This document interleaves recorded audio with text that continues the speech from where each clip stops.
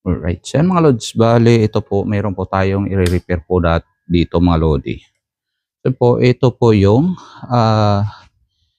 chocolate slicer po mga lods. Yan. So bale ilalagay lang po yung chocolate niya dito mga lodi. Bigat. So yan, lalagay yung chocolate dito, ipasok mga lods.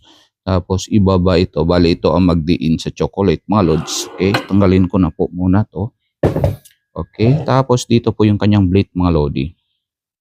Okay, tapos pag umiikot yung ganito po yan, trabaho niya mga lods. Okay, so yan. So bali ang problema niya ngayon mga lodi. Okay, pag i-on po natin, ilagay po natin sa run mga lods. Yan o. Ganyan lang siya mga lods. So yan yung speed niya mga lods. Ito. Yan, umuungot po siya mga lodi. Yan o. Yan, so wala na siya mga lods. Yan, hindi na gumagana mga lodi. Right, so yan. Bale, ito po yung kanyang brand mga lods. Yan. Hindi ko na po banggitin mga lodi yung kanyang brand. And, right, so yan. Okay, bale, ito po yung kanyang mga contact number ng supplier mga lods. Yan.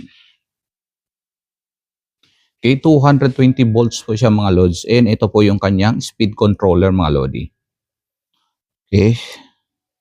So yan, pag i-on po natin mga lods, yun o, umuungot lang siya mga lods. Yan.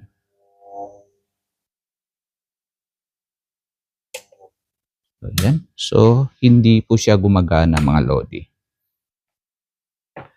Okay. So, try po natin mga lods, i-check kung ano po yung sira nito mga lodi.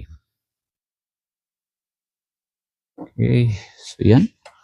Unang, tanggalin po natin mga lods dito sa gilid niya, screw, para mabuksan po natin yung speed controller mga lodi. Okay. So, yan. Bali, tatlo lang screw nito mga lods. Yung nakakapit sa kanyang motor.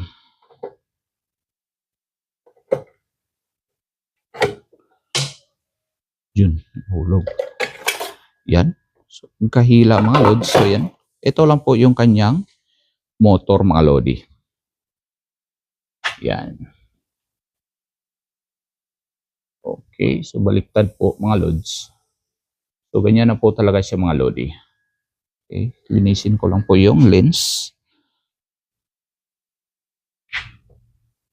Right. So, yan. Nakasulat po siya sa Chinese po mga lods. So yan, dahil hindi po ako gaano marunong magbasa ng Chinese po mga lods, konti lang po. Okay. Yan. Ngayon, tanggalin po muna natin tong kanyang mga lodi. Okay, dito sa kanyang wire, paluwagin lang natin mga lods.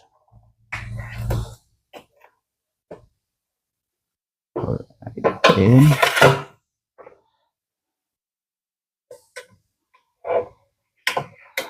tanggalin po natin yung kanyang speed controller po mga lodi. So, may dalawang screw lang po siya sa ibabaw ng speed controller.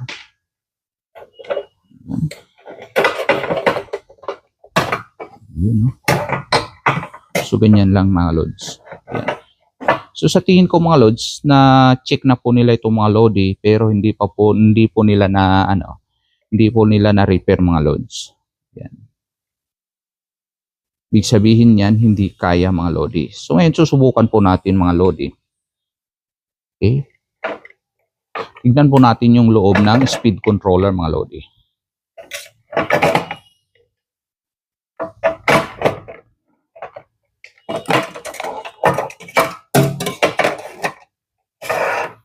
Okay.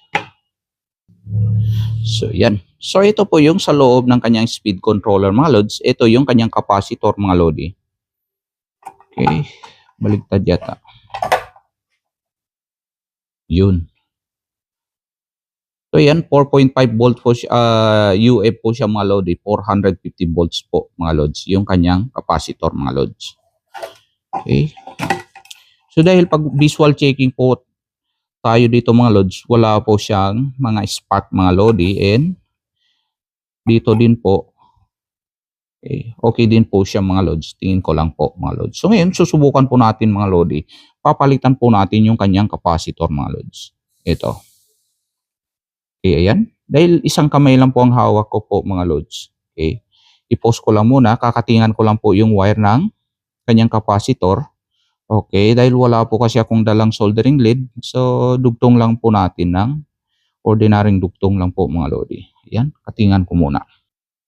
And mga lods, dahil wala pong available sa tindahan na 4.5 microfarad mga lods. So, ang kinuha ko lang po mga lodi ay 4 UF lang po ito mga lodi. Right, so, yan, 4 UF lang po siya.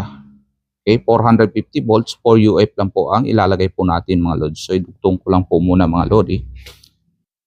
Alright, so yan, nadugtong ko na po mga lods yung kanyang capacitor. So, wala po ko sa, hindi pa po natin na ilagay yung, hindi pa po natin natipan mga lods. Testing lang po muna natin to. Okay, so ganun lang po muna. Check lang po natin na wala po siyang touching po mga lods sa bakal mga lodi. Okay.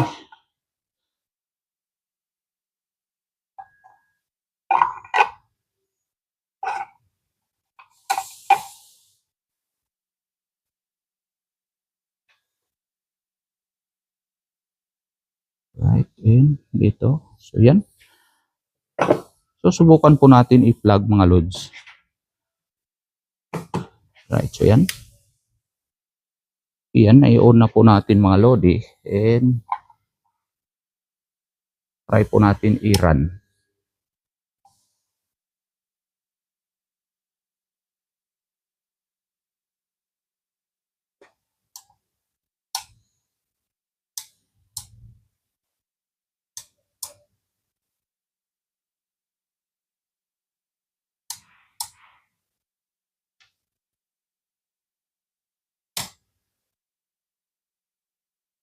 Yan, ayaw po talaga mga lods. Napalitan na po natin yung kanyang capacitor.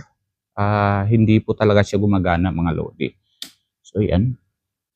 Bali, naghahaming lang po siya mga lods. Yun. So wala po siya mga lodi.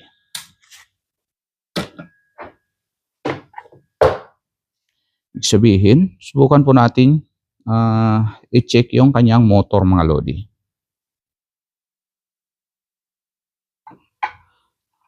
Check po natin yung motor. Okay, pag hindi pa rin siya gagana mga lods, so papalitan po natin yung kanyang speed controller mga lods. Alright, so mga lods, dahil wala po kasi tayong available na speed controller mga lods, okay, hindi po natin matesting yung speed controller po natin mga lodi. So ang gagawin po natin mga lods, gagamitan po natin ng direct po dito na capacitor mga lods. So, okay, magte-testing po tayo dito mga lodi.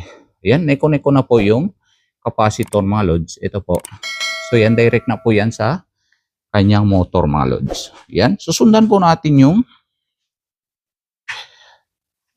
kanyang drawing mga lods. Yan, yung diagram ng wiring niya mga lodi. So yan, ito po yung red, white, black po. So yan po, ito po yung sign po ng capacitor mga lods. Ayan, white at saka black po, nakakonect po yung capacitor mga lodi. So yan, so meron pa po tayong isa dito mga lods, pwede din po dito. Yan.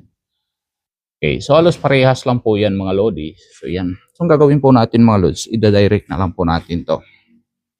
Okay. So yan, i-connect ko na po dito sa red, and ito po yung sa black mga lods. Yan. So yung isa, i-connect na lang po natin. Alright, so yan.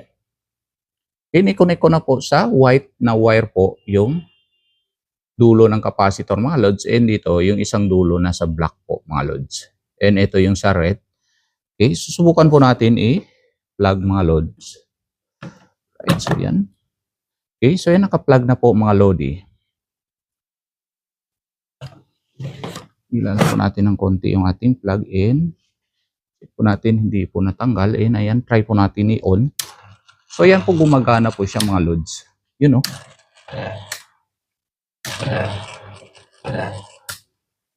Yun o.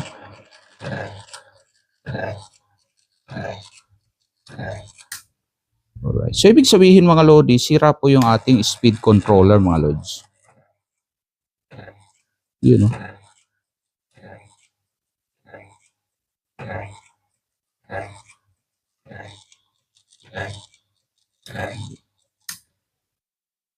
So yun lang mga Lods. So bali,